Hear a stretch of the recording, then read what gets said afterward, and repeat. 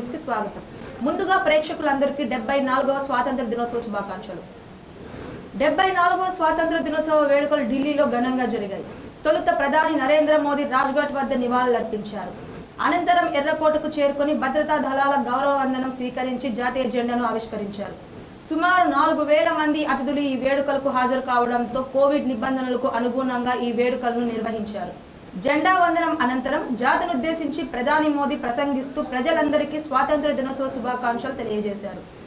రక్షణ దళాలు నిరంతరం మనల్ని రక్షిస్తున్నాయని ప్రధాని అన్నారు. అదేవిధంగా ప్రపంచంతో పాటు మన దేశం కూడా విపత్కర పరిస్థితులలో పయనిస్తుందన్నారు. ఈ విపత్కర పరిస్థితులలో సేవలు అందిస్తున్న ప్రతి ఒక్కరికి ప్రధాని మోదీ ధన్యవాదాలు తెలియజేశారు. हमारे देश के लिए कार्बन न्यूट्रल इकाई के रूप में उसकी पहचान बना सकता है और इसके लिए भारत सरकार वहां के नागरिकों के साथ मिलकर के एक नमूना रूप, प्रेरणा रूप कार्बन न्यूट्रल और वो भी विकास का मॉडल, वहां की आवश्यकताओं की पूर्ति वाला मॉडल, उस दिशा में हम आगे बढ़ रहे हैं. 74వ స్వాతంత్ర దినోత్సవ వేడుకలను విజయవాడలోని ఇందిరాగాంధీ స్టేడియంలో ఘనంగా నిర్వహించారు. పోలీసుల గౌరవ వందనం స్వీకరించిన AP CM YS Jaganmohan Reddy అనంతరం జాతీయ జెండాను ఆవిష్కరించారు. వేడుకలలో భాగంగా సీఎం జగన్ ప్రసంగిస్తూ రాష్ట్ర ప్రజలకు స్వాతంత్ర దినోత్సవ శుభాకాంక్షలు తెలియజేశారు. స్వాతంత్రం మనకు ప్రాణవాయువు లాంటిదని, ప్రతి ఒక్క పౌరుడు రాజ్యాంగం చట్ట ప్రకారం నడుచుకుంటే అభివృద్ధి సాధ్యమన్నారు. ప్రజల అవసరాల నుంచి పుట్టిన ప్రభుత్వం మన ప్రభుత్వం అని, ప్రజల కనీస అవసరాలు తీర్చాలన్న లక్ష్యంతో అధికారంలోకి వచ్చామని సీఎం జగన్ అన్నారు. కుల మతాలకు అతీతంగా ప్రభుత్వ పథకాలు అమలు చేస్తున్నామని జగన్ పేర్కొన్నారు.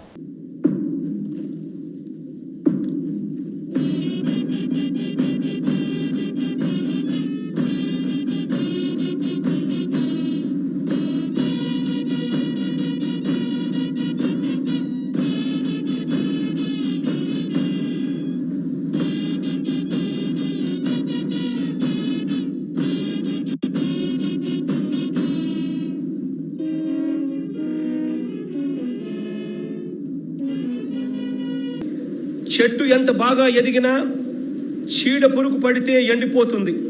అవినీతి అనేది అదే చీడ పురుగు.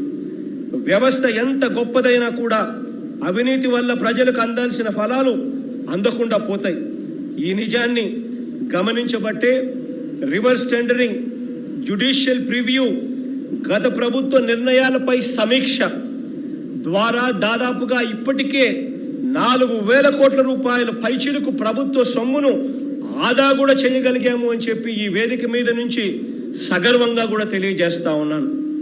రాష్ట్ర విభజన ద్వారా అయిన గాయాలు మానాలన్నా, అలాంటి గాయం మరెన్నడూ కూడా తగలకుండా జాగ్రత్త పడాలన్నా, రాష్ట్రంలోని 3 ప్రాంతాల్లో సమన్యాయం వర్ధిల్లాలన్నా వికేంద్రీకరణే సరైన విధానం అని చెప్పి నిర్ణయించి 3 ప్రాంతాలకు సమన్యాయం జరిగేలా 3 రాజధానుల బిల్లులను చట్టంగా మార్చాం.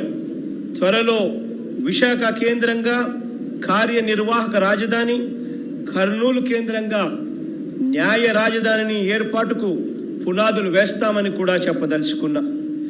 రాష్ట్ర ప్రభుత్వం అమలు చేస్తున్న ఏ పథకాన్ని తీసుకున్నా ప్రతి ఒక్క పథకం మీద ఈరోజు మన ప్రభుత్వం చేస్తున్న ఖర్చుకు పూర్తి స్థాయి ఫలితాలు మరో 10 నుంచి 20 ఏళ్ల తర్వాత వస్తాయి.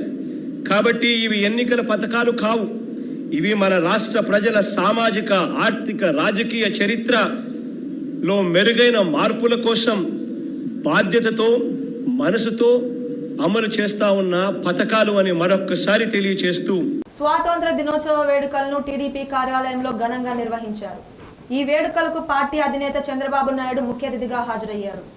మహనీయుల చిత్రపటాలకు పూలమాలలు వేసి నివాళులర్పించిన చంద్రబాబు అనంతరం జాతీయ పతాకాన్ని ఆవిష్కరించారు.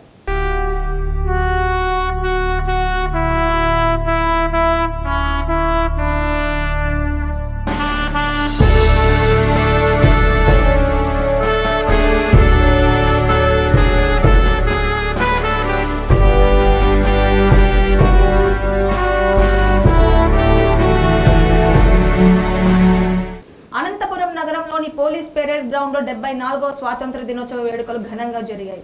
వేడుకల్లో ముఖ్య అతిథిగా పాల్గొన్న మంత్రి శంకర్ నారాయణ జాతీయ జెండాను ఆవిష్కరించారు. ఈ వేడుకల్లో జిల్లా కలెక్టర్ గంగం చంద్రుడు, జిల్లా ఎస్పీ సత్యయేసుబాబు, ఎంపీలు, ఎమ్మెల్యేలతో పాటు పలువురు అధికారులు పాల్గొన్నారు. కరోనా సోకిన వారి పట్ల వివక్షతో ఉండబోమని వేడుకల్లో పాల్గొన్న వారిచే ప్రతిజ్ఞ చేయించారు.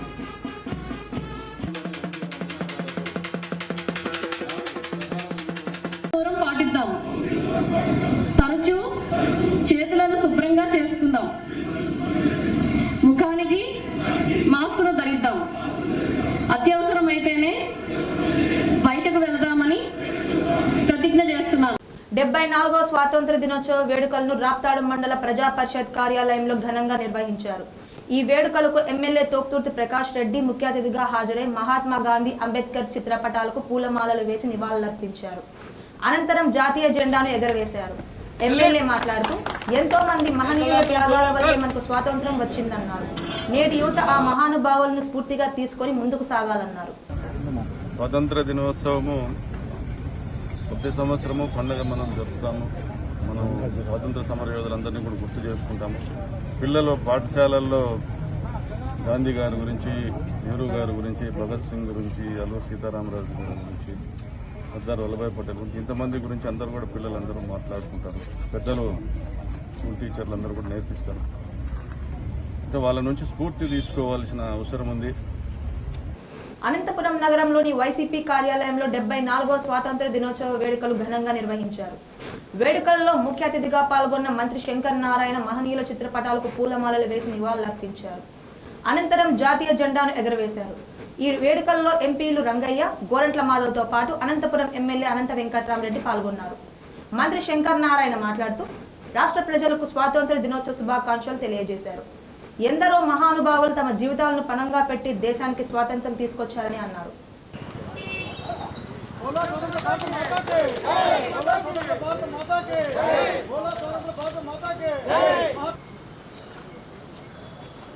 ఈరోజు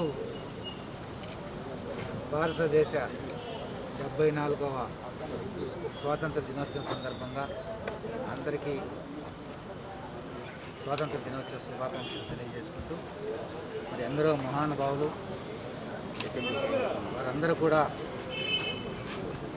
తమ జీవితాలను పణంగా పెట్టి అహింసా మార్గంలో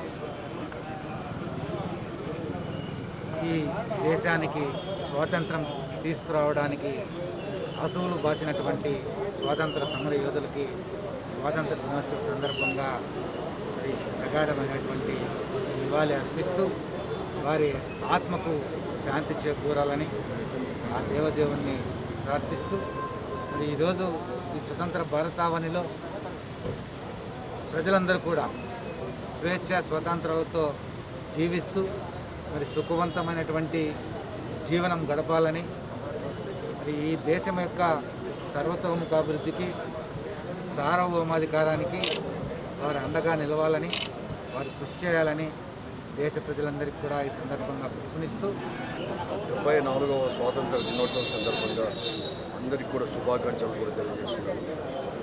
ఈ స్వాతంత్ర పోరాటం మహాత్మా గాంధీ గారి యొక్క నాయకత్వంలో బ్రిటిష్ సామ్రాజ్యం నుంచి ఈ భారతదేశ ప్రజలను కూడా విముక్తి చేసుకోవడానికి ఒక క్రమశిక్షణతో, అహింసాబద్ధతతో స్వాతంత్రం కూడా సంపాదించుకున్నారు. అంతేకాదు ఆ రోజు కూడా దగ్గర ఎంతోమంది కూడా త్యాగదనులు వాళ్ళ ప్రాణాలని, ఆస్తులను కూడా పెట్టి కూడా పణంగా పెట్టి ఈ స్వాతంత్రానికి తీసుకొచ్చారు.